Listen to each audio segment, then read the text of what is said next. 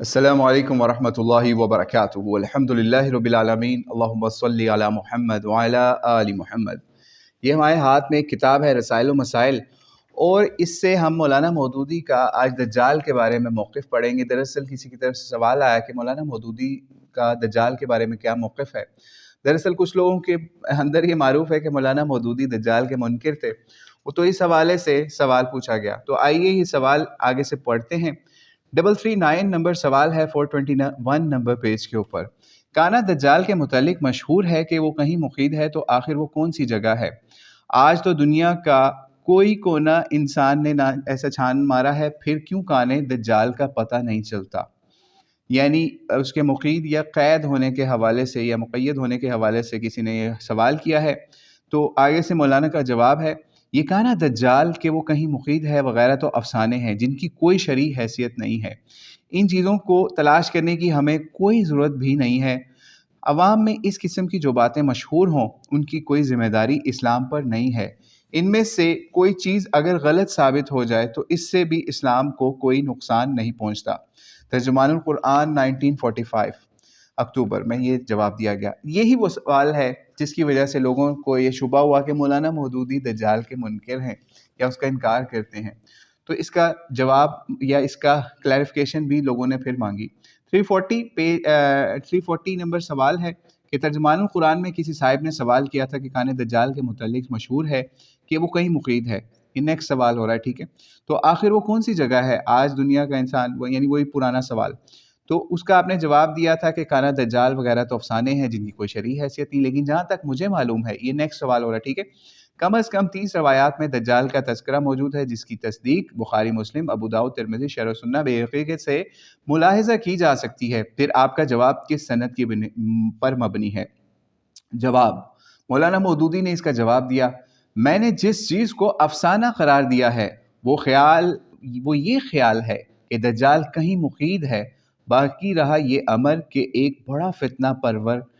یا دجال ظاہر ہونے والا ہے، تو اس کے متعلق احادیث میں جو خبر دی گئی ہے میں اس کا قائل ہوں، اور ہمیشہ اپنی نماز میں دعائے ماثورہ پڑھا کرتا ہوں، جس میں جملہ دوسرے تعوذات کے ساتھ ایک یہ بھی ہے، یعنی مختلف جو ہیں اللہم انی اعوذ بک کے ساتھ وَأَعُوذُ بِكَ مِن فِتْنَةِ الْمَسِيحِ الدَّجَّالِ، یعنی یہ میں اپنی نمازوں کے اندر یہ دعا بھی کرتا ہوں کہ اللہ تعالیٰ دجال کے فتنوں سے مجھے محفوظ رکھے۔ دجال کے متعلق جتنی احادیث نبوی صلی اللہ علیہ وآلہ وسلم سے مروی ہیں، ان کے مضمون پر مجموعی نظر ڈالنے سے یہ بات صاف واضح ہو جاتی ہے کہ حضور اکرم صلی اللہ علیہ وآلہ وسلم کو اللہ کی طرف سے اس معاملے میں جو علم ملا تھا وہ صرف اس حد تک تھا کہ ایک بڑا دجال ظاہر ہونے والا ہے، اس کی یہ اور یہ صفات ہوں گی، وہ ان خصوصیات کا حامل ہوگا، لیکن آپ علیہ السلام کو نہیں بتایا گیا کہ وہ کب ظاہر ہوگا، کہاں ظاہر ہوگا، اور یہ آیا کہ وہ آپ کے عہد میں پیدا ہو چکا ہے یا آپ کے بعد کسی بعید زمانے میں پیدا ہونے والا ہے۔ ان امور کے متعلق جو مختلف باتیں حضور اکرم صلی اللہ علیہ وآلہ وسلم سے احادیث میں منقول ہیں، ان کا اختلاف مضمون خود بھی یہ ظاہر کرتا ہے کہ حضور صلی اللہ علیہ وآلہ وسلم کے طرز کلام سے بھی یہی شرح اس کی ہوتی ہے کہ وہ آپ صلی اللہ علیہ وآلہ وسلم نے بربنائے وحی نہیں بلکہ بربنائے ظن و قیاس ارشاد فرمائی ہیں۔ کبھی آپ نے یہ خیال ظاہر فرمایا کہ دجال خراسان سے اٹھے گا، کبھی یہ کہ اصفہان سے، کبھی یہ کہ شام و عراق کے درمیانی علاقے سے، پھر کبھی آپ نے ابن سیاد نامی اس یہودی بچے جو مدینے میں غالباً 2 یا 3 ہجری میں پیدا ہوا تھا، یہ شبہ کیا کہ شاید یہی دجال ہو۔ آخری روایت یہ ہے کہ 9 ہجری میں جب فلسطین کے ایک عیسائی راہب تمیم الداری مسلمان ہوئے تو آپ صلی اللہ علیہ وسلم کو یہ قصہ سنایا کہ ایک مرتبہ سمندر میں غالباً بحر روم یا بحر عرب میں سفر کرتے ہوئے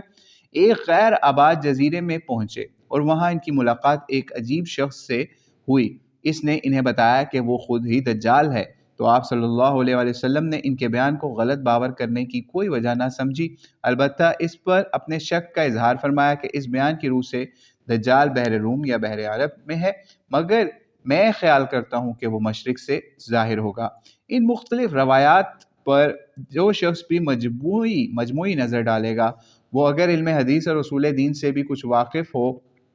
تو اسے یہ سمجھنے میں کوئی زحمت پیش نہ آئے گی کہ اس معاملے میں حضور اکرم صلی اللہ علیہ وسلم کے ارشادات دو اجزاء پر مشتمل ہیں۔ جزء اول کہ جو دجال آئے گا، ان صفات کا حامل ہوگا، ان صفات کا حامل ہوگا اور فتنے برپا کرے گا، یہ بالکل یقینی خبریں ہیں جو آپ علیہ السلام نے اللہ کی طرف سے دی ہیں۔ ان میں کوئی روایت دوسری روایت سے مختلف نہیں ہے۔ اور دوسرا جو اس کا یہ ہے کہ دجال کب اور کہاں ظاہر ہوگا، وہ کون شخص ہے۔ اس میں نہ صرف یہ کہ روایات مختلف ہیں بلکہ اکثر روایات میں شک اور شبہ اور گمان پر دلالت کرنے والے الفاظ بھی مروی ہیں۔ مثلا ابن سیاد کے متعلق آپ علیہ السلام کا حضرت عمر سے فرمانا کہ اگر دجال یہی ہے تو اس کے قتل کرنے والے تم نہیں ہو، اگر یہ وہ نہیں ہے تو تمہیں ایک معاہد کو قتل کرنے کا کوئی حق نہیں ہے۔ یا مثلا ایک حدیث میں آپ کا یہ ارشاد کہ اگر وہ میری زندگی میں آ گیا تو میں حجت سے اس کا مقابلہ کروں گا، ورنہ میرے بعد میرا رب تو ہر مومن کا حامی و ناصر ہے۔ اس دوسرے جز کی دینی اور اصولی حیثیت ظاہر ہے کہ وہ نہیں ہے اور نہیں ہو سکتی جو پہلے جز کی ہے، یعنی جو پہلے جز کے اندر بیان کیا۔